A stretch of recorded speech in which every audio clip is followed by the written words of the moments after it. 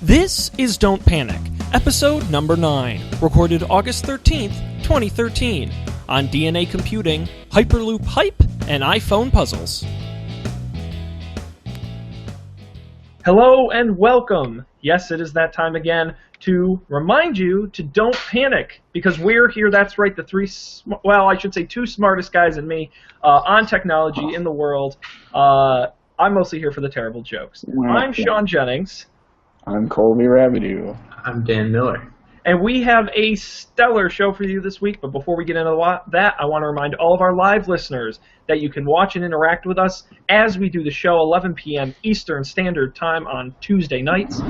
Just visit don'tpanic.io/live.html. We have a chat room going there as well as the live stream. We love when people watch live and interact, give your feedback.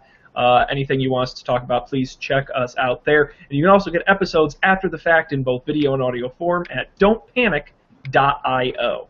Now that we've got all of that out of the way, let's move on to today's show, where we have a topic that someone is interested in, and that someone is Dan Miller. Dan, you took grabs on this week's show. You said, I've got to have it.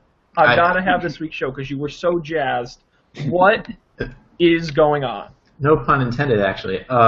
So last week, I just stumbled upon this topic called biocomputing, and I'd always heard about it, and I've heard people say, oh, this is the future, and it's so cool.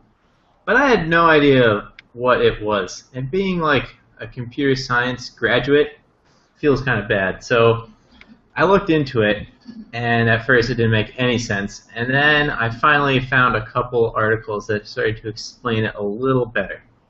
But before we really get into that, we will have the quick 5-minute introduction to how computers work. So, I'm excited.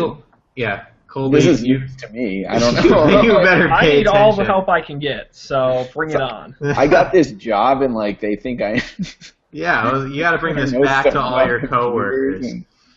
Okay, so you often hear people call computers machines, but computers are not like most other machines. And the fundamental thing that kind of makes them different is that these machines, computers, take input from the outside world and modify their own behavior based on that input.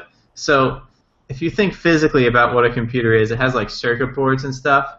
But circuit boards isn't a computer because your mouse has circuit boards, and that isn't a computer. It takes in input, but it never modifies its behavior. It always just does the things that a mouse does.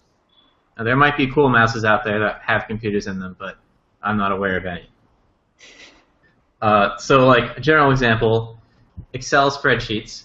Like, you could make an Excel spreadsheet to contain all the grades for a student in a class.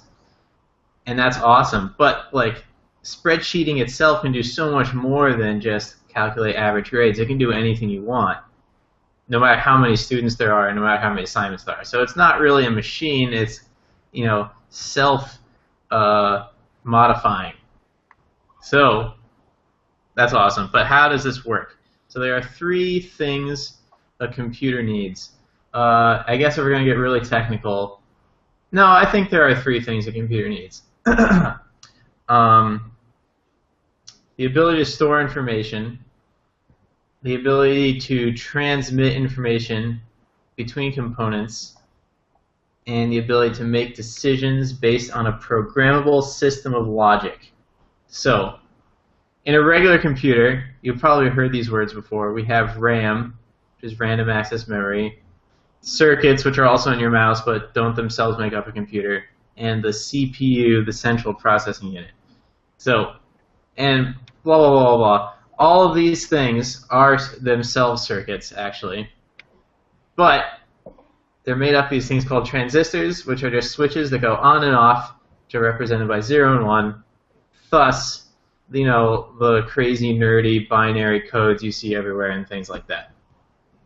And from these transistors, you can build addition, and from addition you can do any kind of math, including really enough division somehow. I don't understand how that works, but it does. And from that, logic comes out, because you can be like, if 1 + 1 = 2, then do this. So, that's how computers work. Shaun, do you now understand? Dan, you made it crystal clear. But how does this apply to biology? Well, it's a good question. Are you sure you understand, though? Because if you don't understand, maybe many of our listeners also don't understand. All of our listener? All of our yes. listener. Do you have any questions up until this point? No, I mean, when you break it down to its really raw ingredients, I can only imagine how much more complicated you could make it, but when you break it down to something this simplistic, and I will... no, I won't. So, yeah, so no, it does. It makes sense to me when you break it down into those three essential ingredients as to how computers work. So, just so I'm clear, the first one is... The first one is ability to transmit data between components. Is that what I said? Information storage, information transmission, and logic. Okay. When you put it like that, it makes perfect sense. Go on. So actually, the formal model of computation is this machine that runs along a piece of tape and just fills in squares or erases squares. And hypothetically, from such a machine, you could do anything that's computationally possible. So that's another weird way to think about it that never really made sense. That's the Turing machine, right? I think so, or it's the von Neumann machine. You should look that up and fact check us, Colby. Computers. Okay, so with those three things, if we could only emulate them in biology, then we could make a biological computer that's analog and not digital.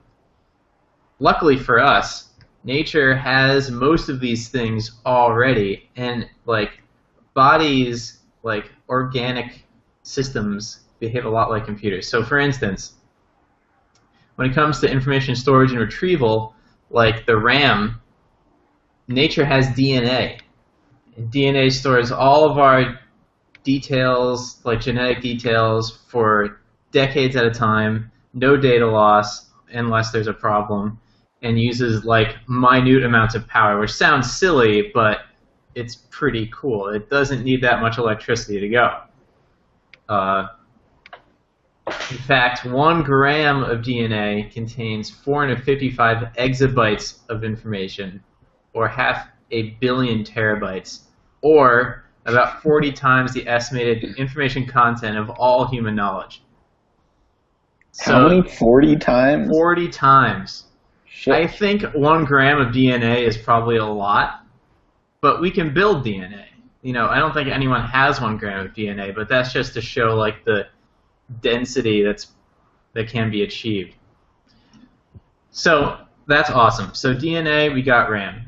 Information transmission is also already in normal biology in the form of proteins. So cells in your body fling these proteins around, and other cells have these little things called protein receptors, and they listen for certain kinds of proteins and then grab them and take them in, and they can use that as a signaling system. So wait, before we get too far, I have a question. DNA is RAM? Wouldn't, in my mind, it seems like DNA would be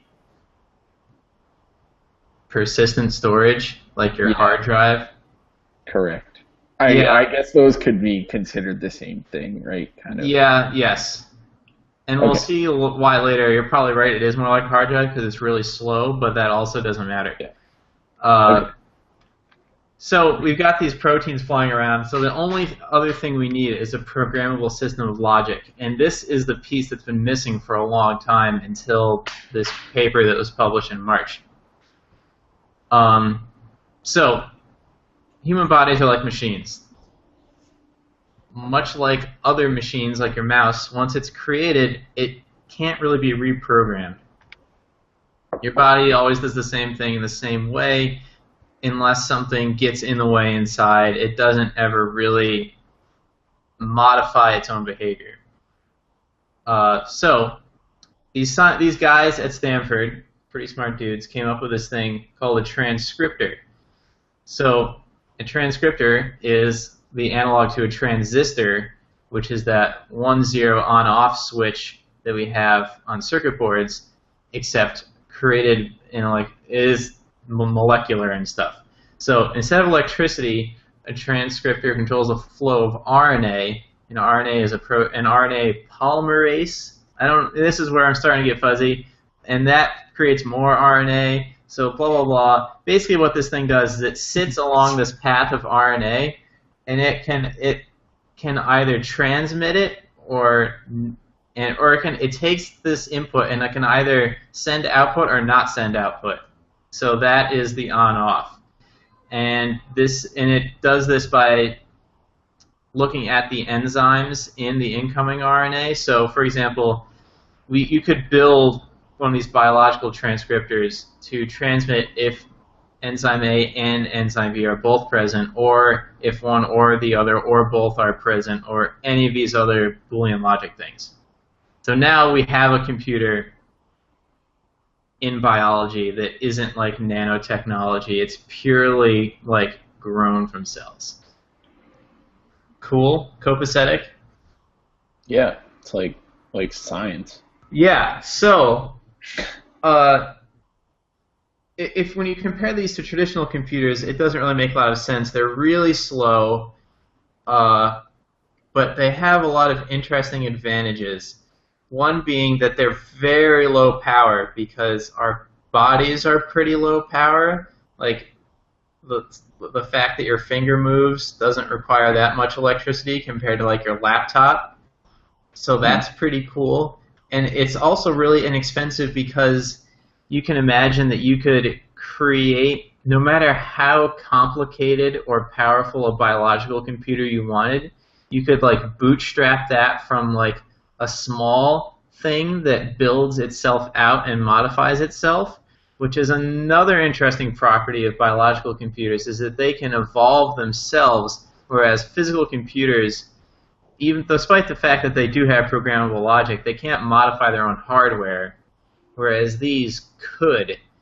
If not by themselves, then definitely just by like, downloading the newest patch pill for the computer. So I think the interesting thing about this is actually so cool. Your MacBook Pro upgraded itself. Yeah.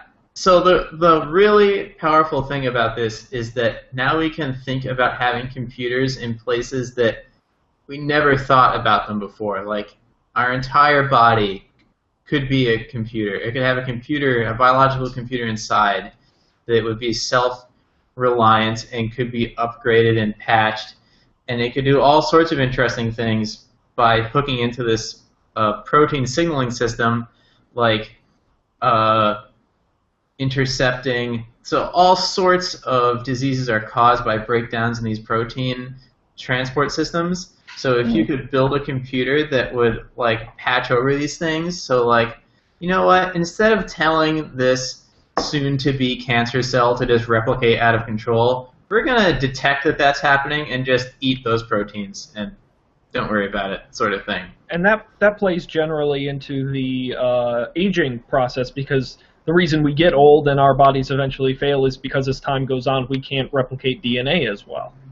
I have no idea, but that sounds reasonable. Yeah, I read it in a book somewhere. But no, it's true that over time the ability for our bodies to replicate cells slowly break down, and that's why they don't work as well over time. That's one of the problems with aging. So that plays right into that. Yeah, so I think there are a lot of interesting things we can talk about. One just being how could you, any other cool ways you guys think we could use this would be one thing. So, all right, well, I have a question first. Is it like, are we computers? We're not, because we don't have a programmable system of logic inside of us. Okay. Because these transcriptors don't exist in nature. Everything else does. All right. So we're just accidents. Yeah, we're machines. Every component of ours is purpose-built to do a certain thing, and it doesn't do anything else, and you can't just, like, change your red blood cells and it's like, you should do something else, unless I'm wrong. But so what if, right, so we're constantly taking input from the outside world, right?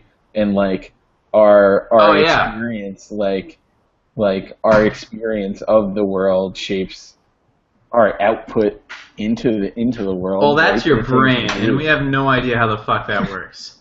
Oh, okay. Which is another interesting application of this, is maybe we could like reverse engineer how the brain works. Like maybe these transcriptors do exist in nature, and so that somehow plays into. I am not a neuroscientist. We should have had a neuroscientist on the show. Man, I know so many. I should have called one of them. Yeah, all our neuroscientist friends from Marist College couldn't make it. They were busy. I mean, I have a couple thoughts, none of them good, but a couple thoughts on this. And someone has to play the downer here. Yeah, and that's always seems to be you, Sean. I don't know if you've noticed that. I'm just a bitter, bitter man. One, so RoboCop, I think. I haven't seen that movie, but other people have mentioned it in this context. It's just the idea of fusing man and machine, your cybernetics sort of idea. Oh, okay. But this isn't really cybernetics. But that's the point I'm trying to make, is when people hear biocomputing, like, I'm going to be able to shoot lasers out of my eyes is the first thing I think of. And that's clearly not the idea. Yeah, when I first heard it, I was like, oh, it's like nanotechnology, like we're hearing about injecting these tiny robots into your bloodstream, but it's not that at all. It's purely organic. And that's why I actually find, and I'll be a little more positive, I actually find this a little more interesting than some of the other, like you said, nanotechnologies and some of the other, because this is a lot more fundamental and a lot, I mean, obviously we're in the extremely early stages of this, and right now it's very basic, Y or N type things, but I just think that there's a lot of potential. The problem I have is, we're already freaking out over genetically modified fruits and vegetables. Mm-hmm. I cannot imagine technologies like this, especially at such a deep cellular level. Nanotechnology is one thing, but I mean, we're talking DNA. I mean, we're really messing with it and really changing it. Well, it's not necessarily. You could, but the point of the DNA is that you could store tons. You could create new DNA and use that to store things. You wouldn't necessarily have to modify the person's DNA. And that's I would like to see. See, what I would like to see come from this is, instead of having silicon running on your processor in your computer, you have cells running it. That's cool. I think that's cool. So the reason that's slow is it takes much longer for the protein to fling across like cytoplasm than it does for light to travel. Is that? I don't even know. Yeah, light to travel along a wire. Isn't it electricity? Electrons. Yeah, electricity. It takes. It's like light, It is. It's energy in a different form. Yeah, whatever. We're all physicists here. So if I have this right, and I want to make sure I do. Okay. This will not turn you into RoboCop. No. This will not power your iPhone. No. This will help against genetic diseases. Maybe. I wouldn't say I don't know. I don't know the words.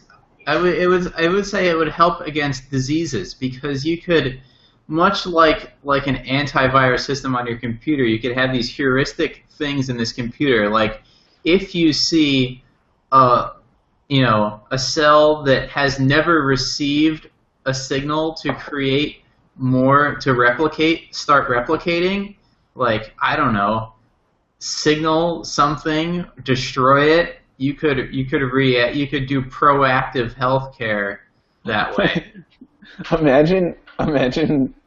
I'm just picturing infomercials, but like instead of My Clean PC, it's like My Clean DNA. Get your injections today. Seems legit. Hilarious. We have found 300 viruses. Pay us $30 and we'll remove them. Seems legit. Yeah, that's cool. That is one of the downsides, though, is opening our bodies up like we have our computers open. The consequences seem. Yeah, we're not very good at using computers yet, so I have no confidence that we could do this well. And I think the nature of scientists and PhD students and researchers and hackers is that it will, like they did not patent the transcriptor, they put it under Creative Commons, for instance. So it will, yes, but you could see what Colby's describing where someone is just selling this cure-all thing that you inject into your bloodstream and it does things to your body, it intercepts messages, like that's pretty terrifying. We're so far from that. Like and I have to point out to the person watching that that joke will never get old. 9 episodes, we're still doing it. That it will be. We are so far away from the things we're talking about that I just think just a simple idea of, and or in DNA, I think is cool. To say that, one day we'll have a thing that we can just inject, I mean, we're kind of projecting a little far out. So I don't think it's reason to panic. So I think, one thing that I could see being cool is if we could find a way to produce and read DNA in even a mildly efficient manner, right? Then you could conceivably store things incredible amounts of data in small spaces, and I don't know, maybe for a long time, right? I don't entirely know. I'm sure it degrades, but I feel like that might be more preservable than a CD-ROM. Well, there are humans who have been alive much longer than computers have existed. But on the flip side, there are data storage formats which have been around much less time that have proven to be not time-proof. And Shaun probably knows something about this. Archival storage of digital information. Yes, thank you, Dan. Yes, no, I do know a lot about that, and certainly nothing is. I actually this is kind of a non sequitur, but I'll bring it up anyway. I read an article today that in England they take preserving history very seriously, obviously, because they have a lot more of it than we do here in America. So they built a freaking enormous warehouse to store old newspapers in. They have so many. It's like a gazillion square feet, but there are no humans in it. In the entire warehouse, the entire thing is a low oxygen, low temperature environment, and they just put in, say, we want this newspaper, and a robot goes up to the shelf, pulls it out, and it goes through an airlock. Totally true, that they totally built this. And then that's how you get the newspapers out. So you have to be so careful with things like that. And take it so seriously. But, believe it or not, we're finding out things today are damaging DNA that we didn't know were doing it before. Even microchemicals and things that we Microchemicals? I don't know, I might have just made that up. But no, there's a name. No, I swear there's a name for these things, and it just totally escapes my mind. But it's these things, and it turns out that we don't realize it because it's happening at such a micro scale and at such a long period of time. But that DNA can be damaged, and we don't know the full extent of it. That's what you get when you come into such a new forefront in biology. Right. Well, yeah, I guess that my point was not that it can't be damaged, but more that under ideal normal conditions, right, it might be more durable than what we have now, in addition to being having more capacity. And it won't get stuck in the disk drive. You won't have to put the paper clip in, you remember doing that? Exactly. You put the paper clip in and you have to jam it out. Mm-hmm. Not DNA won't make you do that. The other day I had an urge to burn a CD, and that dream came crashing down when I realized that all around me are MacBook Airs and iPads. Yep. And I have no way to CD-ify something. Damn you, Steve Jobs. I had someone ask me that the other day, too. They said, Shaun, can I back up my stuff? And I said, yeah, I can help you with that. And they go, do I have to get blank DVDs? And I'm like, you're going to back up your stuff on DVDs? Who does that? So, circling back real quick, and after this we can probably move on. I guess there are two more interesting things. One interesting question is, like, I can only imagine, I think this is going to happen, because I think the potential healthcare benefits are just too awesome. Or at least I hope it happens. Like, we hear all this stuff about preventative healthcare, and you shouldn't just take drugs, you should change your lifestyle to avoid this happening, and you should be cognizant of all of these things, which is part of where we had the wearable computing episode also plays into this. And this feels like cheating, but if you could have something that just automatically reacts to these things, I can't really imagine how this would happen, but I'm sure it would. Even if and then when you get to the point where you're networking your bodies to the internet and phoning home to the hospital, this cell's replicating faster than it should, the graph is spiking, that's scary, but it's also awesome when you get to the point where your doctor calls you, hey, Dan, we noticed something suspicious on the graphs last night. Can you come in this afternoon? That's true. That's pretty awesome. Then the NSA can track how high your cholesterol is and correlate that with terrorism. And I'm sure they'll use that to correlate the passage of certain bills with the general populace happiness. I'm sure that's what they'll do. I am definitely making a don't panic drinking game. Every time I joke about our one viewer, every time we mention the NSA, I'm just write these down, people, because we're gonna do a bingo board or something. Because I like it every time. I like it. And the other question, the other interesting aspect is back to the brain. The brain is the most powerful computer we know, and the brain isn't digital. So how does that work? And if this does lead to that, imagine how rich that person will be from the finance industry. Because if you could figure out how to do that, you could just grow brains infinitely. You could have these biological computers construct brains and network them together and just keep going and going and going and going. And it would be crazy. It would be crazy. It'd be weird, man. When did you It turn would, into and you know what? And then at that point, is it human? I don't know. Dan, you're a supervillain. I know, I am. Where's Batman? He's a supervillain, but that bad thing hasn't happened to him yet that turns him into a That's right, he's the scientist. Something, I don't know, his puppy has to get run over in the street or something, and then he'll turn into it. He'll turn into a supervillain. His fiance has to have a traumatic brain injury.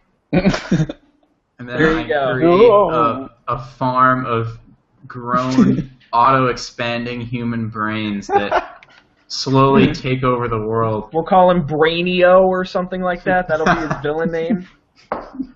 We've thought this one through. Oh, yeah. And with that, I think if no one has anything else... well, we can go around the horn and do last thoughts. Okay. In case anyone... Colby, why don't you go ahead and... What do you think of biocomputing? Final thoughts. Or if you want to take a minute and think, I can go. It seems cool and weird. I'm excited to have a flash drive filled with goo that can hold exabytes of data. That's the dream, right? That's all we can hope for. Yeah. All right. That's all I have to say. All right, Dan. I already said. I think preventative healthcare applications are pretty powerful. Full disclosure, I'm not a doctor, You just play one on the internet? I'm pretty terrible at biology in general. Just ask my biology professor. So I might have no idea what I'm talking about, which is the theme of the show. Nice. Fair enough. Don't panic, we're clueless. No. I want to say I think this is a super interesting topic, and I'm glad we had a chance to talk about it. And, obviously it's going to take a while for these things to develop, but at least every time a little bit of news comes out, it reminds me of two things. One, there are still cool things to discover, and two, there's still smart people out there who are trying to discover them. And you know what? To me, those mean a lot. What does this specific discovery mean? I don't know. I'm just a guy. I don't know. But at least I know that there are smart, capable people who are working on it and trying to solve our problems, and it makes me a little more optimistic that we'll get there. So. And human discovery, we almost never...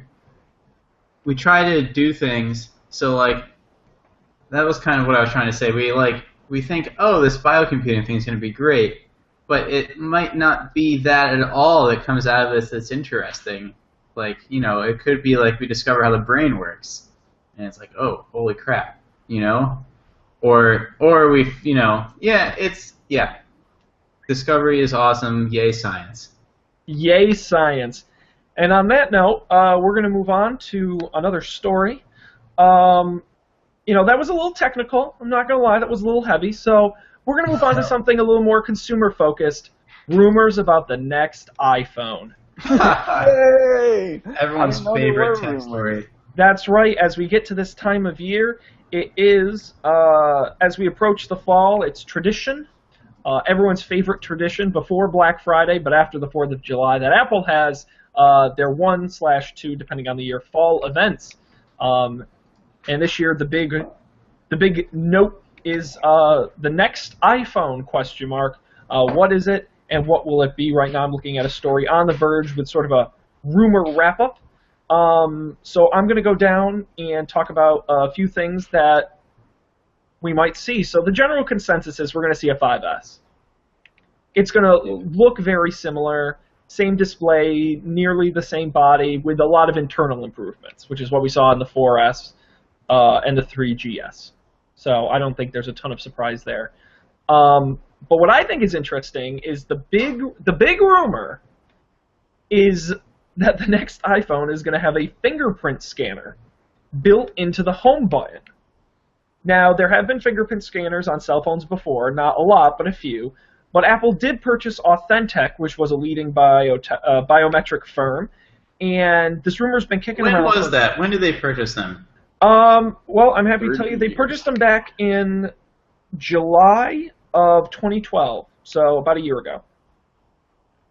I don't think that's enough time. I kind of think that's a bad idea. Putting it into the phone? Yeah. Why? It's don't they have all those problems with the Lenovo laptops that have their fingerprint scanners and it's just a huge security hole? Or is that something to do with the software?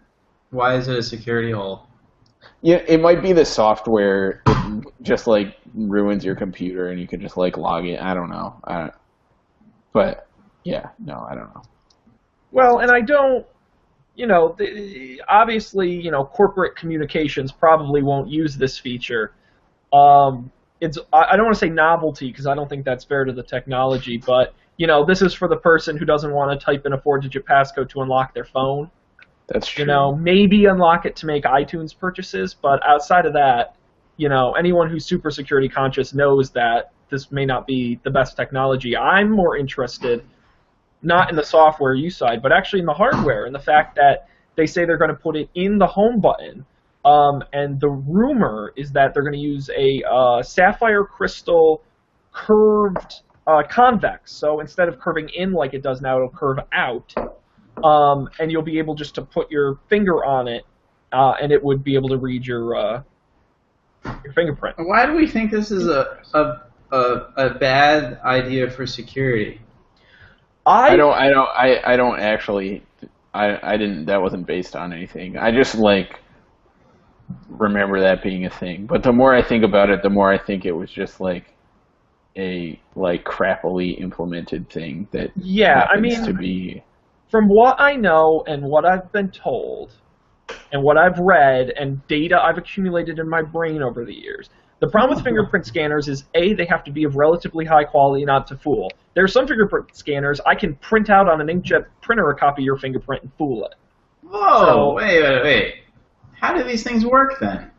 Well, it depends on how much technologies. I mean, there's some that will when they scan your fingerprint will check for skin moisture and temperature. Cheaper ones don't. They just look for a pattern. So the ones that it's sort of like the problem with facial recognition is sometimes I can just hold up a photo of you and it'll recognize it. It's that same concept. So they'd have to use a high enough quality, and then the other half of that problem is software. I would have thought that like it takes advantage of like how your skin works. Like it's squishy and it has bumps. So more expensive maybe that was ones naive. do. Oh, no, okay. more expensive ones do. The higher end you go, the more security it has built in. But like the cheap ones you find just, as kind of a gimmick, as kind of, whatever, those just look for a pattern. That's it. And the technology is getting better. I don't know how much of this they can build into a phone. That's what is concerning to me. I think fingerprint scanners can be incredibly useful, and a lot of high security places use them. I just don't know how much of this they can fit into, a cell phone. Another interesting hospital-related story. I didn't actually read the story, but didn't like Apple meet with like city officials from New York and San Francisco about like stolen iPhones and how to make it better a few months ago also? Like, wasn't that a whole big thing? Or maybe it was a few weeks ago. Yeah, no, they made a big push a little while back. I know what story you're talking about, because iDevice theft is a major problem and a huge chunk of theft. It's something ridiculous, like some large percentage of crime. Because they're easy to steal and easy to sell. Yeah, but if these things are halfway decent, that would be pretty awesome, because I can imagine it would be like, it wouldn't prevent the theft, but it would prevent the information loss, because it could be like, well, if you don't have the thumb, then you can wipe the device and then you could use it, sort of thing. That would be great. I think. I don't know. But also, Shaun, you mentioned that you didn't think it was a good security measure, but no security measure is good. They just layer on each other and make it more and more difficult. And like I said, I have a lot of family members who work at a government contractor, and they just started letting in phones with cameras because they couldn't buy phones without cameras. But I mean, they take security so crazy seriously because they're building submarines and what have you. But I don't think this is going to be something super corporate, NSA is going to use. But I think, and Apple probably sees it this way, that it's a convenience, it's easy, and it's just something that's very natural to people, provided it works. True. Yeah, I mean, I guess if you're like, if it works and like you are providing this, at least conceivably, really easy and low barrier to entry security, whereas I mean I feel like it's a thing that most people don't have a passcode lock on their phone. So I mean, if you put this there for everyone, that's I guess good, right? Yeah, easy security is great. Better than none. Yeah. Yeah. I agree. And that would be really interesting if they did it by default. That would be fascinating. I don't have a passcode on my phone.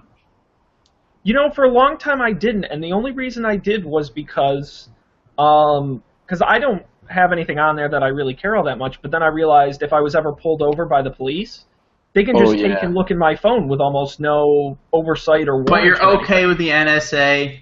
Jeez. But honestly, I worry more about local cops than I do about the NSA.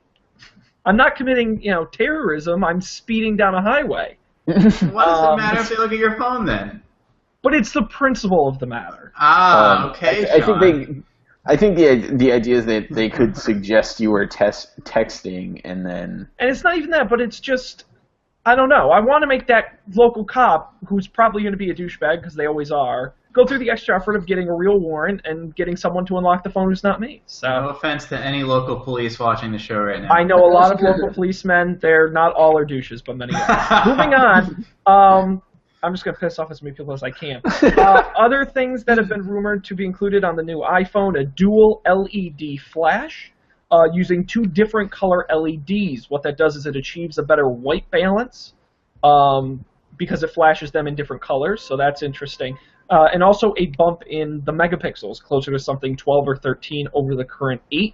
A million megapixels? Yeah, not going to match the crazy 41 megapixels on the Lumia 1020, but... You know, the iPhone sensor is already really, really good. So 12 or 13, I think, is going to just look great. What no one realizes, and I always cringe when they bump this up, is that means you can take fewer pictures per megabyte of space. Megapixels is not everything. No, it makes it bigger. Mm-hmm. The size of the picture is bigger. The size it takes on your phone, you can store less photos on your phone now. I agree. I think it could use to get a little bit bigger than it is now. I'm okay with that. But not 41 megapixels bigger. Yeah, that's really what I was repelling about. Is anyone who thinks that's a good idea doesn't have a 16 gigabyte phone. Yeah.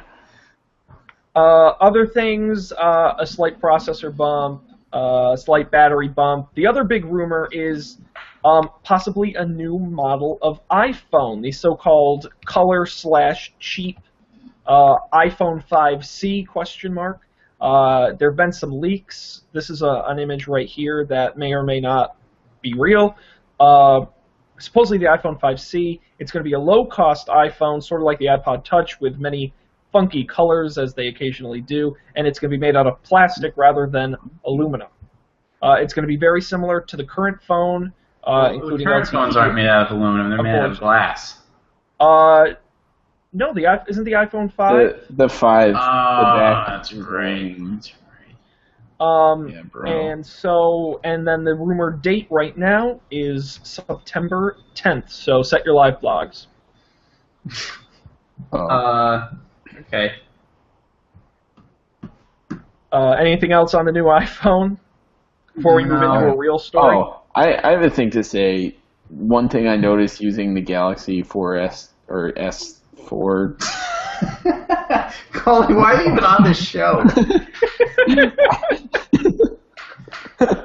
go. That's also part of our drinking game. Colby mentions technology wrong. All right. In any case, you know how there's all people talk about how the bigger screen is harder to use because your thumb can't reach across. It's actually true. Today I was walking and I had something in one hand and I was trying to text and I dropped the phone because I was trying to reach my thumb across to type letters on the other side of the keyboard and I dropped it. It was bad. So wide screens, they're dangerous. Yeah. I am not a fan. Perhaps the solution to that is simply detect which hand you're holding the phone with and squish the keyboard down to that half of the screen. But actually, that's a really cool idea. Fuck. I just said that on the air. Man. We'll edit it out. If you could use the accelerometer, right? You could use the accelerometer and tilt the keyboard towards your hand. Or you could even just make a contract and say that you're only going to use your phone in your dominant hand, which is probably true most of the time anyways. That's true. Quit giving away ideas. On that note, we'll move on. What do you guys want to do next? You want to do Hyperloop or wireless charging? I mean, wireless charging is the dream. Okay. All right. Well, Dan, get technical on us once again. All right. Yeah, another academic paper out of the University of Washington. So, picture yourself sitting down, much as I am now. You've got a laptop over here, a phone, and an iPad over there, a router, bunch of other stuff connected, a TV, a microwave. All these things are giving off radio signals that are just bouncing around my apartment. So, what if you could use these signals? I don't entirely. Again, I am not an electrical engineer. I did really bad in the closest class I ever got to that. But what if you could, instead of actively using power to transmit things, what if you could just like block things from transmitting and like take this ambient noise and transmit data by like interrupting it every so often? And that's basically, I think, what is happening here. So you can have like a physical thing that uses, I think it picks up energy from that and is basically a net zero thing and can use the ambient radio signals in your house to transmit information to things that are nearby. So that's what this is. It's not really wireless power, I don't think. No, I don't think so either. Yeah, I just cheated and read the headline poorly. Sure. So I have a question. Electronic things without power. On that note, how does like, you know, have you seen the tile thing, like the things you stick on stuff and like you can find it with your phone, like those? Oh yeah. You're not supposed to have to charge those. Like they just work. I don't know. At least I'm pretty sure that's the case. I'm gonna find out now. No batteries. No batteries. Nope, you never need to replace the batteries or charge your tiles. Oh, it's probably RFID. But like, how does that...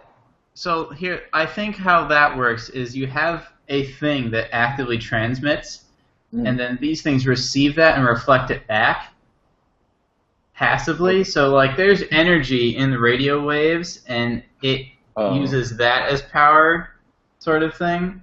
Oh, so, I guess that makes sense. And then it can tell how close you are based on how much. Like sonar, maybe. Yeah. All right. I'll buy that. So, thanks. But this works kind of the same way. That's a good thing to bring up, except that it's using like the ambient noise energy in your house to power itself. Not really. Yeah, power itself.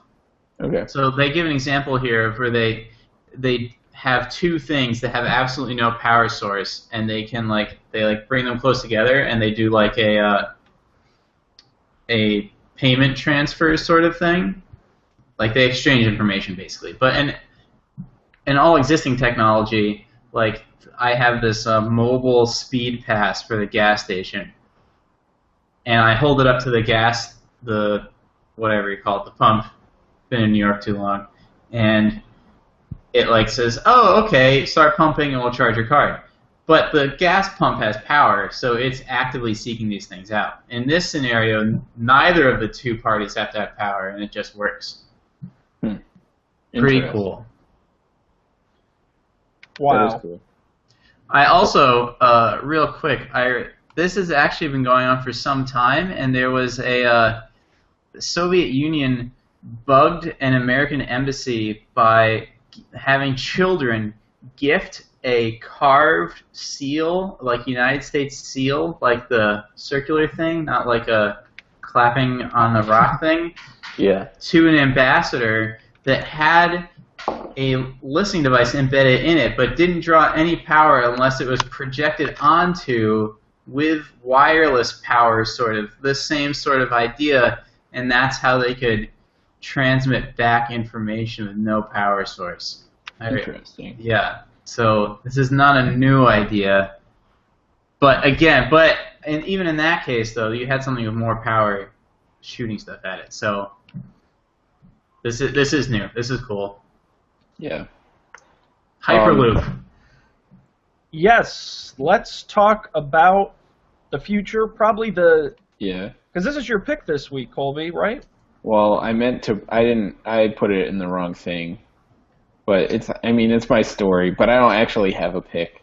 So it's doing double duty? Yeah. And this is probably the biggest pick we've ever had. It's a large pick. In fact, it's so big it doesn't even exist yet. That's right. So, Colby, tell us about this wonderful magic idea from the mind of Elon Musk.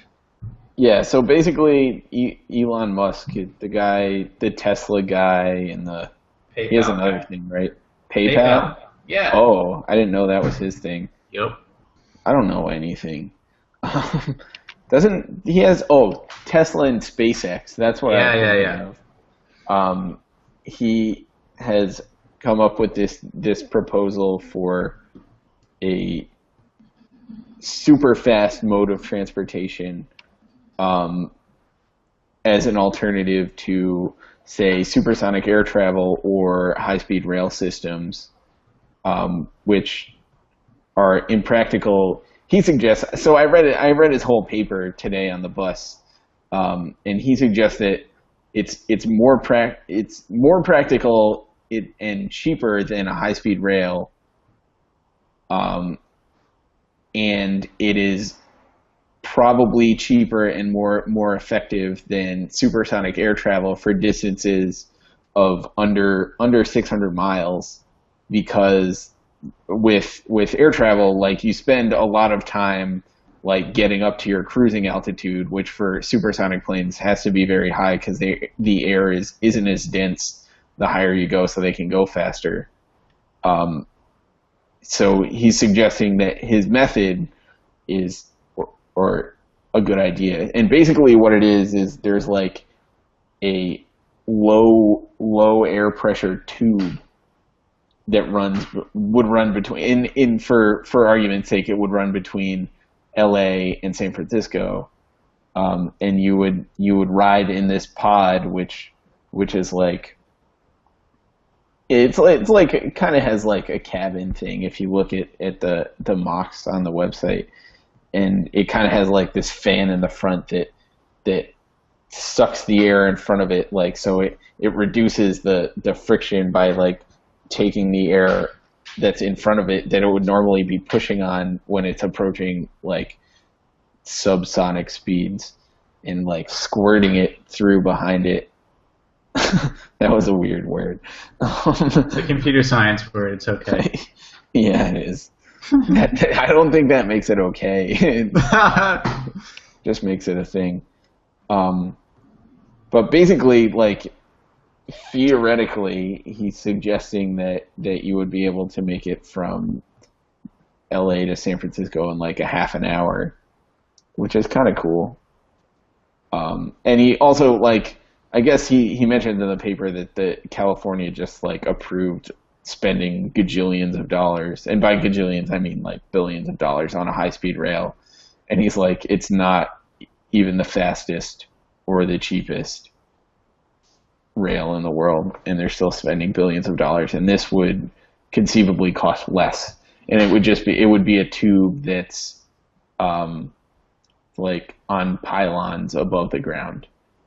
So its environmental impact would be minimal because it's on pylons. So whereas a railroad would need, like 100-foot swath of land going for miles and miles, the tube would not. So it would be more like a telephone pole almost. So interesting idea. So maybe that's the future. Another cool thing I read is that the number one cost of it is concrete. Yes, yeah, because that's the, like, it's like he goes into like some detail about how it would run, and basically it like powers itself through solar power and does crazy stuff, and that's relatively inexpensive in compared to just building the tube. Like, it would cost billions of dollars to build the tube, but fewer billions than the high-speed rail they're suggesting. So I just wanted to say two things quick. One, and please no one complain to me, because I realize technologically it's not the same, but in theory, in layman's terms, it's very similar to a pneumatic tube system like you see at the bank. Yeah. Where he actually talks about that in the paper. Yeah, I mean, it's not a direct comparison because it is different. But yeah, it's a little more complicated because, like, so doing it that way, like, exactly like that is pretty much impossible because you would need a completely airtight tube and, like, the pushing that much air, like, for that many miles would just be impossible. Right. Right. The other thing I wanted to say is that The Onion had a fantastic article in response to this. New superfast transport system powered by passengers' screams. So it says, and I'll just read you a quote, supposedly quoting Elon Musk. It says, with zero negative effects on the environment, the Hyperloop could cut travel times in half or even by 2/3, depending on how loud passengers' shrieks and pleas for help are. Adding that special turbines will convert the horrified screams of its riders into kinetic energy. I like it. If passengers are terrified enough to scream in abject horror the entire duration of the ride, and they probably will, knowing that even the slightest malfunction will cause their flesh to peel off their bodies, an hour-and-a-half trip from New York to San Francisco could be a reality. And I thought, as ridiculous as it is, I thought it was really hilarious. So I'm excited. Let's hope that it goes from more than just an idea to something real. Yeah. He does seem to have a pretty decent track record. I just love the fact that he's too busy building electric sports cars and going to space to have time to build this. There are so many Teslas out here. He's Tony Stark. Someone said that the other day on Facebook or something. I saw that. Well, that's an awesome idea. So props to Hyperloop. We'll keep an eye on that. The future, we'll see. Yeah. But now we'll move on to our other picks. Dan, I am jealous of your pick because this is so cool, but I think a little scary. But you tell me about this 23andme.com. All right, so germane to the conversation we had earlier about biocomputers, there's this website called 23andme.com, which basically they give you a little tube. I'm going to try to share my screen again. They give you a little tube in the mail, and you spit in it, and you send it back, and they basically sequence your DNA and tell you what diseases you're likely to carry and health risks and other things that might be useful and stupid things like do you like, what is it? What is that thing that is genetic that people either like the taste of or don't? Some spice. Anyways, silly things like that are just kind of cool to know, but also really serious things. It's $100. Oh, there's ancestry things too, which is pretty cool. I haven't done it yet. I want to. I will. You can use it to build your family tree and find out where you're from. And could you do that and then tell me how it is? Because like I want to do it too, but I don't really want to be the first one I know to do it. For you, Colby, anything. Thanks, bro.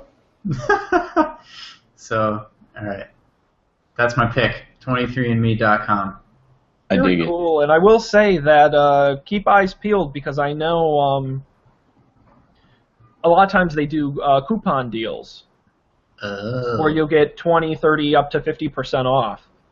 I know at least they used to. I don't know if they do anymore, but half off you can't complain. But I think it's really cool. I'd love to do it too if I had a real job, like everyone else. Curse. Nah, I'll just get genetic diseases, whatever, no biggie. I'm not having kids anytime soon anyway, so my genetics stay with me.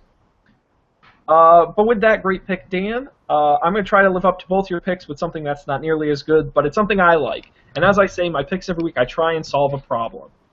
So how many times has this happened to you? You click on your Roku, Apple TV, Chromecast, whatever you have. You turn on Netflix because that Lord knows that's on every device on Earth, and you just kind of stare at it. You ever do this? You just stare at it, and your queue's got like 100 things in it, and there's all kinds of categories, but you just stare at it, and you're like, I've seen this all, and I'm not interested. I'm terrible at making decisions. Do I have the solution for you? It's not very good looking, but it is very effective. It's instantwatcher.com. Again, not the most beautiful website, but it is very effective, and they utilize the Netflix API to organize Netflix's movies in different ways. I use it most because they have a category called New. There used to be actually an RSS feed published by Netflix, and they took that down. I use that, but right now, whenever something new is added to Netflix, it shows up here on the list. And you can just, it's one click to read more about it, go to the IMDb page, or add it to your queue. You can also sort by genre. You can also sort by what's popular on the website. So right here, Girl with the Dragon Tattoo, Mission Impossible, The Avengers. It'll sort by what's popular. It also does groups, things like movies that are Rotten Tomatoes rated fresh, which I know a lot of people use, or New York Times critics pick. And they just go through and they rank them in 100 different ways. You can rank by HD, non-HD, movies versus TV. You can put in a specific year. You can, I mean, there's a lot of possibilities. And I find it a lot easier to use search-wise than Netflix's own website. Especially, I actually have it bookmarked, and every morning when I go through all my usual websites, I check to see what's new on Netflix. And that's how I make sure I don't miss anything, because that's happened to me a ton of time, where something, how long has that been on Netflix? It's been there for months. You haven't seen it, because they don't make it easy to find stuff.